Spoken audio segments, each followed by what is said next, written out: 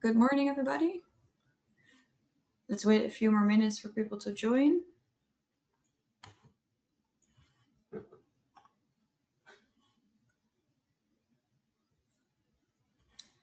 Okay. Hello, everybody. Welcome to a new webinar today. We will be talking about EV charging in Kenya, how OCPP supports mobile-first payment with M PESA. As many of you know, we have recently published a white paper on this matter. We will briefly summarize the white paper, but we will also dive deeper.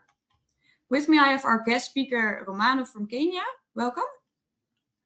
And we also have our two team members on board today, Lonneke Driessen and our director, and Franc Buve, our protocol specialist, and the author of the M PESA white paper. My name is Yilda, OCA team member, and I will be hosting this webinar today. At the end, we'll have a Q&A session. If you have any questions or ideas that you would like to share, please post them in the question box on the right side of the webinar panel. Lonneke, if you're ready, you can start the presentation. Thank you, Yilda. Yes, welcome everybody. My name is Lonneke Driessen and I'm the director of the Open Charge Alliance.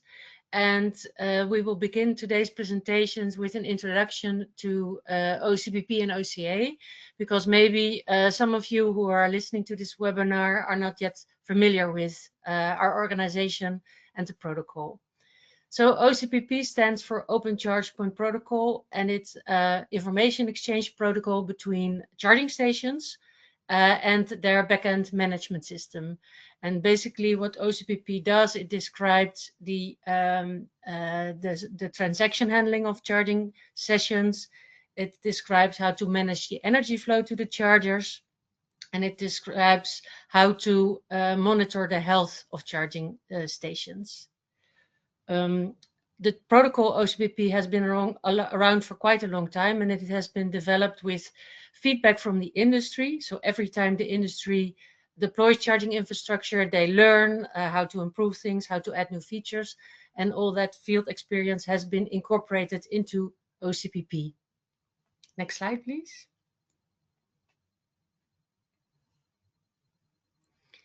So OCPP was started in 2009 in the Netherlands by a Dutch organization ELATNL, which is a foundation from the Dutch grid operators. And you can download the protocol for free. It's on the Open Charge Alliance website, and you can use it for free. So there's no license fees or any costs involved. So we call that an open source standard. So you can just use it for your benefit. Next slide.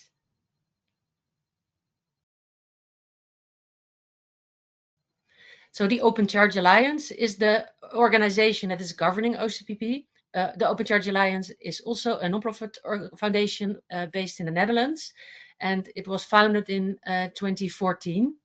And the goal of the Open Charge Alliance is to help the EV charging industry accelerate. The copyright to the OCPP name is owned by the Open Charge Alliance. And we do 4 things. So we promote the Open Charge Alliance, we promote the OCPP protocol, we develop the OCPP protocol, and we offer testing and certification for OCPP. OCPP is governed by OCA as a member organization, so you can become a member of the Open Charge Alliance, but you don't have to. So if you're not a member, you can still use the protocol just the same. Next slide.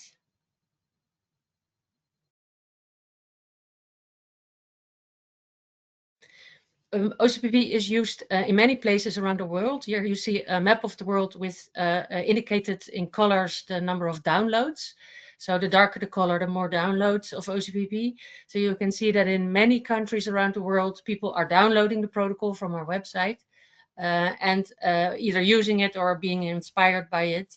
And we're very pleased that we can help each other in developing EV charging infrastructure, because all the knowledge and all the field experience that's incorporated in OCPP becomes available to everybody else who's working in EV charging. So far, this was my introduction. I think the next slide is, finally, there is a lot of information regarding OCPP, and it's all on our website. So if you go to the website, you can find anything from white papers to information about events, but also, of course, the protocol versions themselves. Next slide.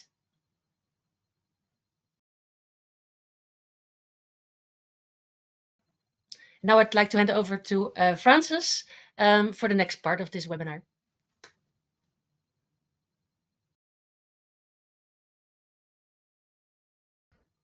Thank you very much. This is Francis Romano from Kenya, and I'll be happy to introduce the state of electric vehicle charging and the charging ecosystem within the Kenyan context. So the topic here is to look at mobile money ecosystem, which is the dominant way that electric vehicle charging can be paid within the Kenyan context. And what is mobile money in our case? Mobile money in our case is controlled by digital financial services via mobile service, mobile devices. With this, we are able to send, receive, store, and spend money without bank accounts, which is a very innovative way. It drives financial inclusion and digital e-commerce, and it also creates an e-commerce, energy, and e-mobility transactions. All these are happening through mobile money, and also allows interoperability across different platforms in terms of transactions of money. Next slide, please.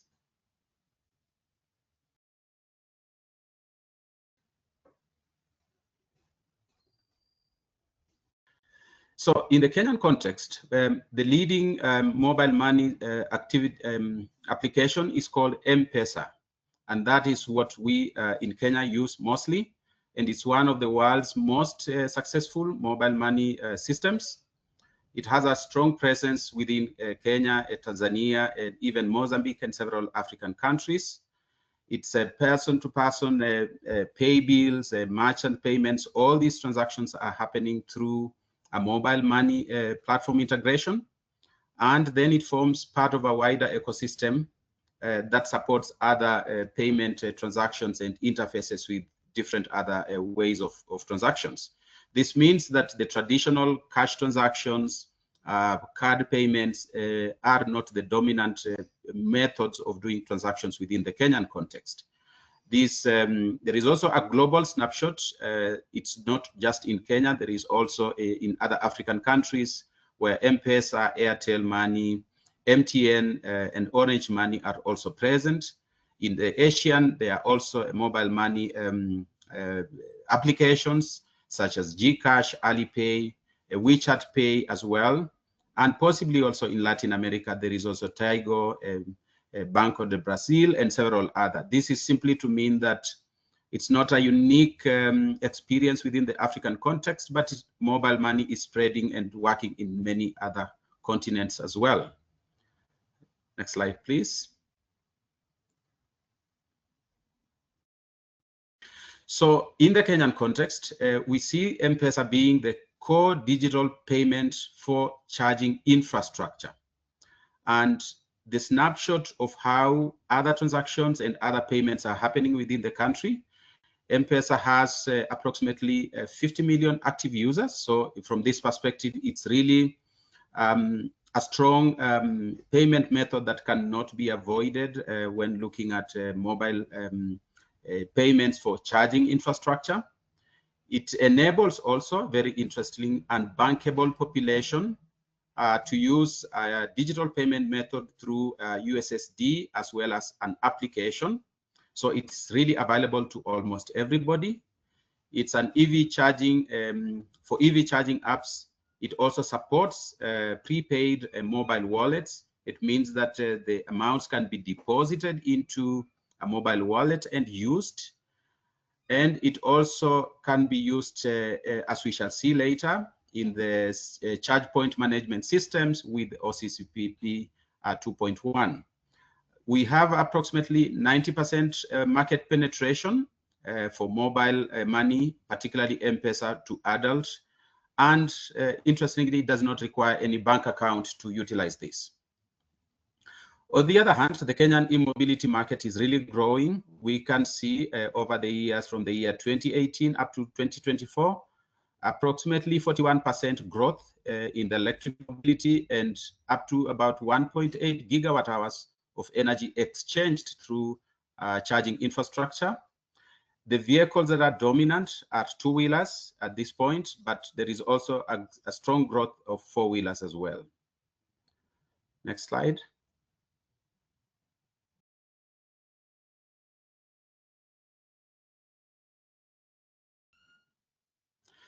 Here is a snapshot for the Kenyan context of the EVCI environment, the electric vehicle charging infrastructure, and we can see a lot of concentration of charging infrastructure within the urban part of Nairobi. That's the top map.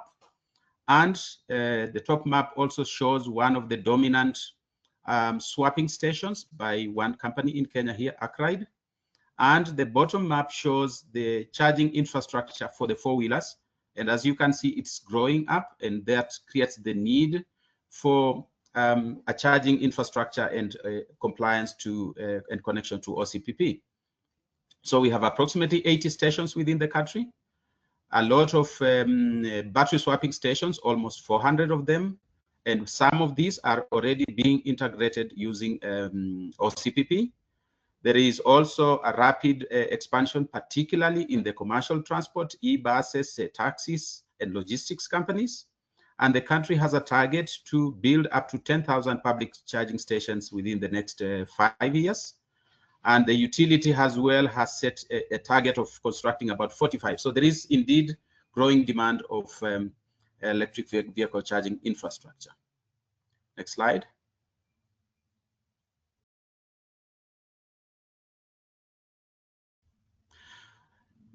On the other hand, Kenya and even African countries have quite a high advantage of renewable energy penetration. And in Kenya particularly, we have about 90% renewable energy penetration into the grid energy mix. And this is also supported by other government incentives to integrate renewables into the energy mix of the country. There are indeed several standards that have been developed to support adoption of electric mobility, so the environment is building up. The policy supportive instruments have also been developed. The regulatory environment is also developing guidelines to support electric vehicle charging. There are standardized mixed plugs within the environment. So we have the type 2, type 1 GBT, as well as CCS plugs within the market. And OCPP 1.6 is already available, but 2.0 eventually becomes the de facto national standard for electric vehicle rollout. Next slide. So in summary, there is a standardized infrastructure that is developing with a number of mixed plugs, and this is the next level of development to ensure that we have one particular infrastructure standard. And we see that OCPP 2.1 will eventually be the national standard for a safe rollout of EVSE. Next slide. So this is the summary of the capabilities of M PESA to support the integration of OCPP 2.1. It supports remote start transactions in most cases for prepaid mobile wallet triggered charging. It also supports charge management enforcement with the kilowatt hour and Kenya shilling limitations, where we match energy to Kenya shilling, for example. It also will support secure transactions binding between the protocols and energy delivery. And the dominant electric vehicles within this ecosystem are electric taxis, electric buses. These are very common, and electric two-wheelers, which in the context of Kenya forms the borders. And that gives us a snapshot of the Kenyan environment of OCPP, as well as electric mobility uptake up to now. Thank you.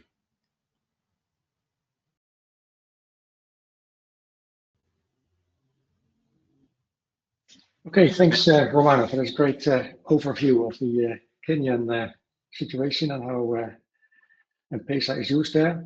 So now it's up to me to explain how this works in the context of OCPP, how we integrate OCPP with M PESA payments.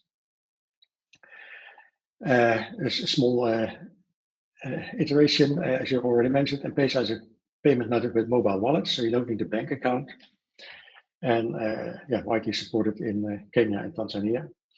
The great thing is that it works with legacy phones, but also with smartphones, of course. And we at the Open Charge Alliance have just recently written a paper that explains how you can use OCPP 2.1 using the remote start and the prepaid support features of OCPP. And now I will try to give an overview of how that works. So in order to integrate with OCPP, the user does an M PESA payment via its phone, and then this payment triggers the starting of a charging session on the charging station. And the payment that is used is a prepaid amount. So when the amount is reached, charging will end. I have here like a diagram that shows a bit the steps that are involved. There are basically two options that you can implement. There's what I call a simple option where you don't need a specific CPO app, but this works with any M PESA phone. So when the EV driver arrives at a charging station, the charging station mentions a so-called till number, which is like a sort of wallet or account number of M PESA to which you want to perform the payment. So you enter this till number, you do the payment, and then a money transfer will take place to the wallet of the CPO associated with that charging station. The CPO gets an SMS warning from Safaricom that a payment has been received. And this will either manually or automated, depending on how your system works, will remotely start a transaction at the charging station that you mentioned for the amount that you transferred. And sorry, the issue with this approach is that it's a prepaid payment, so you pay a certain amount, and then when you reach that amount, the charging stops. But if you stop sooner, if you stop before that, there's no refund of the amount. There's another option, and that is an option that requires a CPO app, and this uses the so-called Daraya API for M PESA payment. And basically the steps here are that in the CPO app, user enters an amount, CPO gets the money, and the CSMS starts the remote transaction. But the advantage of this approach is that at the end of the transaction, any surplus money can be refunded by the payment service provider. In that case, the steps look like this. The EV driver has a CPO app. And in this CPO app, he enters the charger number and then the amount he wishes to charge for. Then the CPO, using a what we call a USSD push for text-only phones, or an API with a smartphone to issue an M PESA payment. And to request an M PESA payment, and then the user will have to approve this with its PIN. And at that moment, this amount will be paid from the customer wallet to the CPO wallet. Then the Safaricom system will send an API trigger to the CPO that a payment has been received for this amount. And then the CPO automatically starts a charging session for this amount. And if you stop charging before you have reached the amount, then automatically a refund for the remainder will be sent back to the user. So this is a much more customer-friendly solution, of course, but it does require the CPO to provide a dedicated app to support this. Now, what I showed were the high-level steps. Now I would quickly like to go into the the details of what really does it look like in OCPP. So here, this is the slide with the overview process. And now we're going to see, okay, what happens if we project the OCPP messages on this? And then here I replace this slide with the relevant OCPP messages. And as soon as the payment has been done, this CSMS, the backend system from the CPO, can notify the user that the payment was done. This is an optional step, but it might be more friendly to the user if you tell them at least, okay, I have payment received. And then the CSMS, the backend system, will remotely start the transaction. This is the so-called request start transaction message in OCPP. And when the charging station receives that message, the station will start the transaction. And upon this transaction, the backend system will tell the station that you have to limit at a maximum cost of, in this case, 10,000 Kenyan shilling.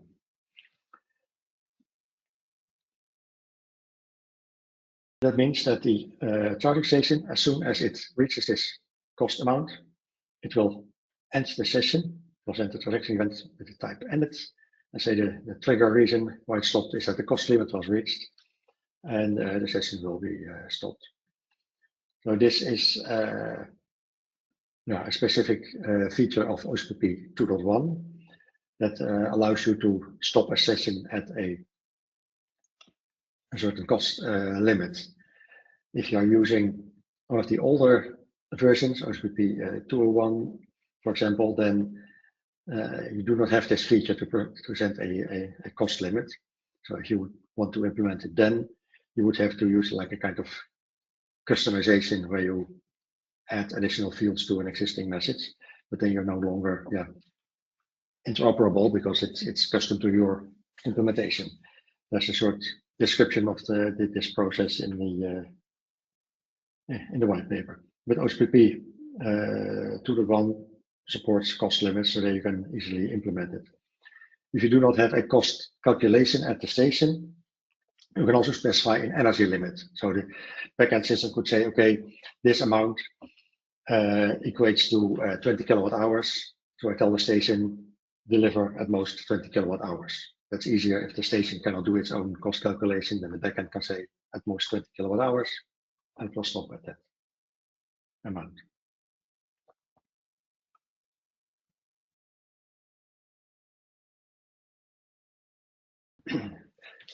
This entire process in a little bit more detail has been explained in the white paper that I show here, which is available on the Open Charge Alliance website. And yeah, I hope this explanation was useful and you were able to follow it. And then, yeah, I'd really like to thank you for your attention. And I guess for now we have room to ask us some questions. So I would like to hand over to Yilda again to manage that. Yes, thank you all for the presentations. We now have some time for the questions. So if you have any questions, please leave them in the question box. We've received a question. It states, what about Ethiopia? Telebir is used here for payment. Is payment over OCPP also possible for Telebir? Who can answer this question?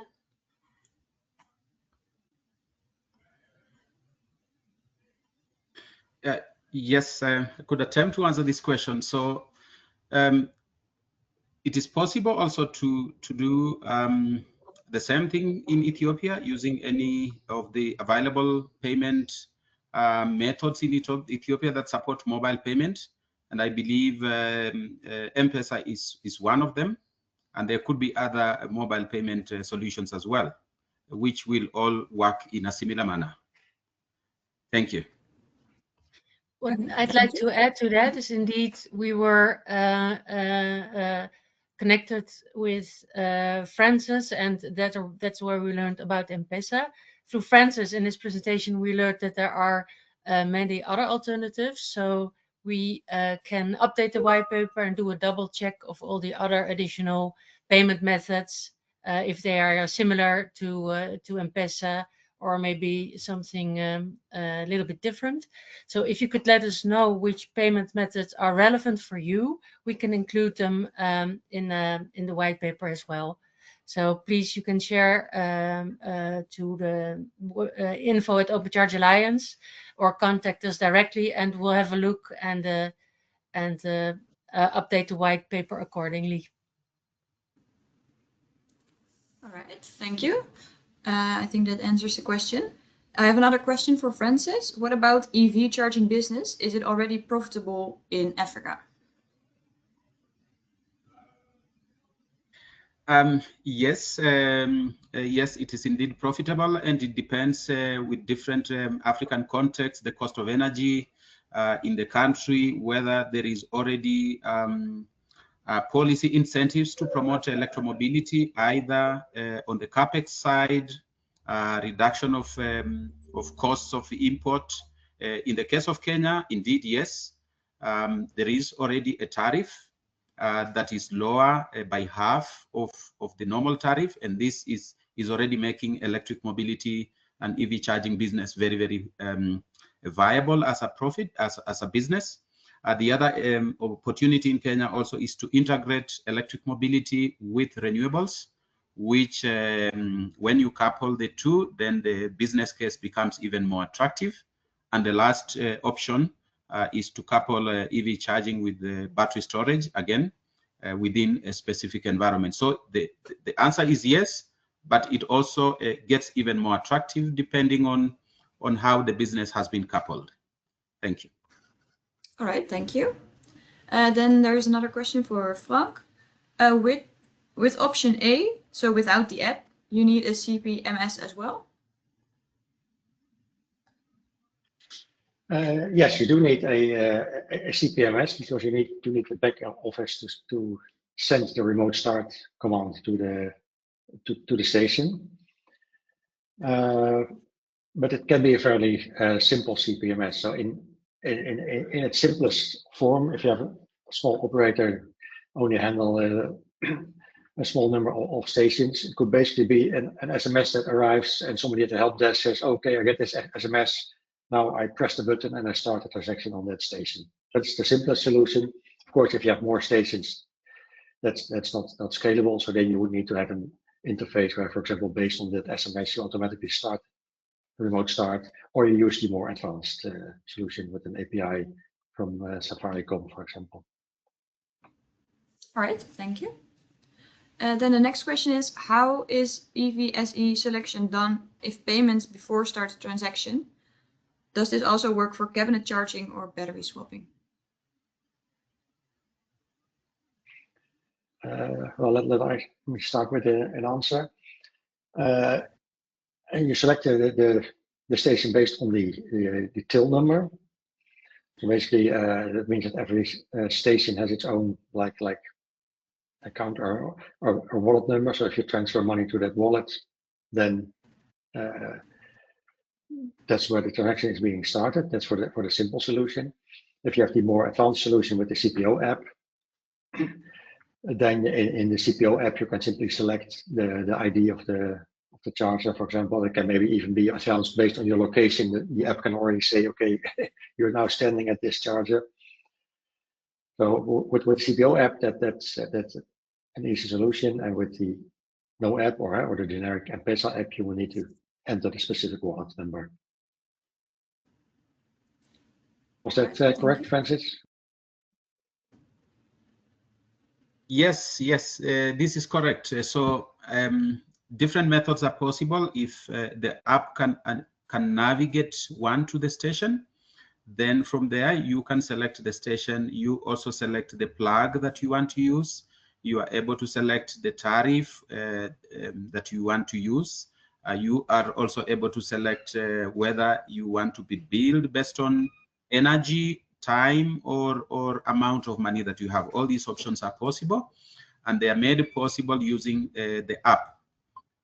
If you use a CPMS without an app, then in this case, you select either through a QR code and you connect to the station, and then the transaction may begin after the amount of money has been transferred for that transaction.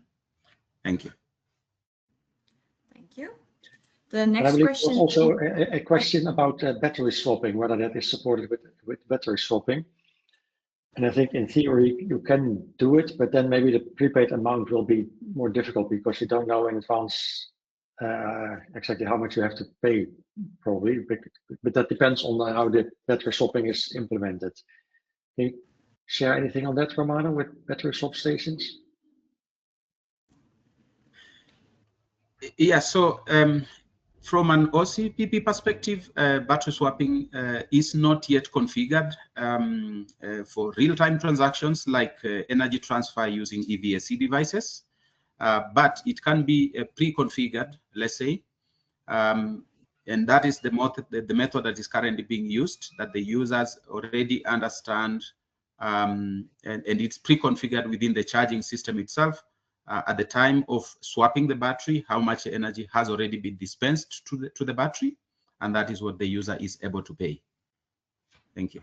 Yeah, and I might want to add, even though that was not the topic of this webinar, but OCPP 2.1 also provides full battery swapping support. So now it's dedicated messages to handle battery swap stations. So that might also come in play then here.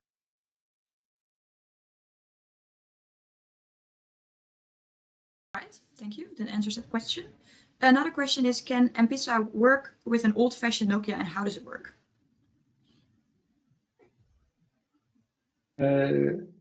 Yes, you do not need a smartphone, so you can also have like a text-based application on your Nokia to deal with that.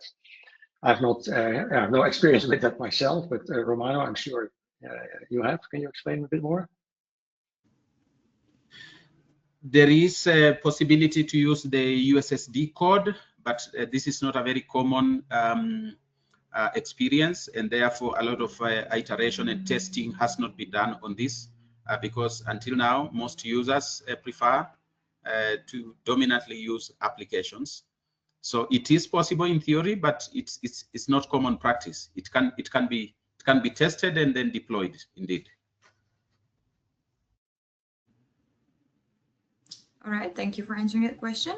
Another question for Francis. You said M PESA was for unbanked individuals. Can you clarify the role of the driver bank in this case?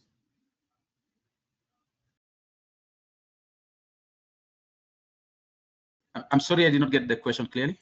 Oh, you said M PESA was for unbanked individuals. Can you clarify the role of driver bank in this case? Okay, by unbanked, this will mean that M PESA allows anybody with a phone and a registration within the country of operation, particularly if one is registered to the mobile platform provider. That particular individual can access credit, short amount credits, which would not be the traditional way of banking, for example. And this is a very common experience within the Kenyan context, for example, such that you need to go through a specific procedure to access credit, but with M PESA you could request short-term credit, which is sufficient to purchase the energy that you require to drive your vehicle for that day. It's a very common experience in the Kenyan context called Fuliza. What it simply means is you're asking for credit and you will pay for that credit at a later time. And this type of transactions are very ideal for energy transactions for a day-to-day a taxi driver for that matter. Banks, on the other hand, might not carry out these short transactions or might not even lend at those short ticket sizes, so to say. Thank you. All right, thank you. Next question is, what happens if at the time of selection using a pay bill, the charger is unavailable? So when not using the app, for example, with a power outage.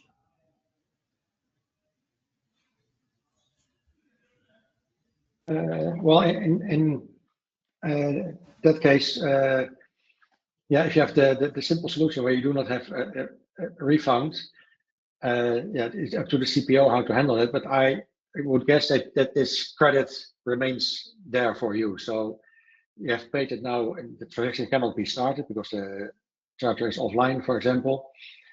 Then you can go to another charger and use the credit there probably, or it's probably CPO dependent. I think you will probably be calling the help desk, say what happens, and tell me how to proceed on this. I don't know if you have any stories on the practical experiences with that, Romano.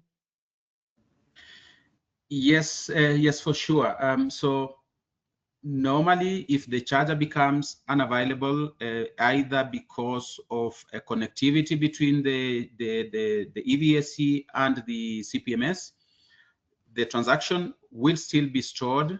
And in most cases, when the charger becomes available, that information is synchronized. But also for OCPP, there is always a constant polling between the EVSE and the CPMS to ensure that there is indeed a connection.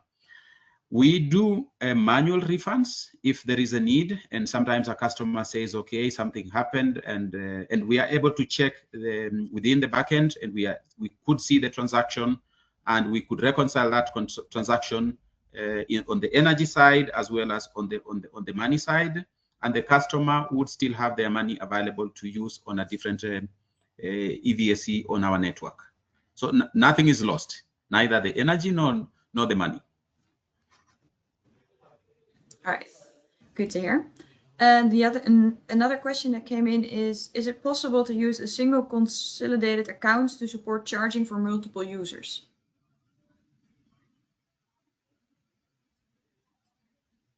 Yeah, yes, I can take that. Yes, indeed. On our network, we could have one master account that can charge different vehicles, for example, or an account that is available to several users and they can always use it. There are different ways of grouping users on the CPMS that can support either single use or multiple use environments. All right, thank you. Then another question, is this mechanism also applicable to other payment methods?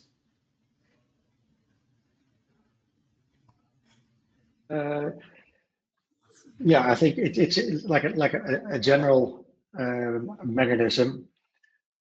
So it works with M PESA, but for example, we've also been looking at a common method that's used in India, UPI, and it works in a similar way. So in the end, it's basically all works around the principle that you have to notify the backend that the payment is received. Now, how much the amount is, and the backend starts a payment for this prepaid amount.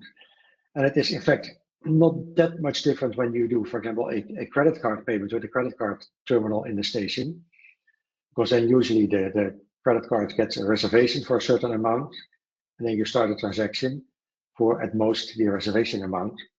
The only difference that with a credit card is that at the end of the transaction, you settle the exact amount, the exact payment with the credit card, so that there's no refund, but it's just the original payment is settled, so you just pay only that amount. But the whole starting process is basically the same, so it works with different similar payment methods as well. All right, thank you. Then I have no more questions left. So for now, I would like to thank everybody for listening and for asking the questions. And of course, I want to thank our speakers for sharing their insights. We will publish a recording of this webinar on our YouTube channel. It will be uploaded in a few hours, so you can watch it again and share it with people that might also be interested. If you have any more questions for us, you can reach out to the speakers. They've put their email address on the slides, or we will share them with you later. or you can contact the Open Charge Alliance and we will get back at you. If you like this webinar, make sure to follow us on LinkedIn and check our website to stay up to date with more webinars and events that will come up. For now, I would like to close this session and thank you for joining us. Have a great day, everybody. Thank you. Bye-bye.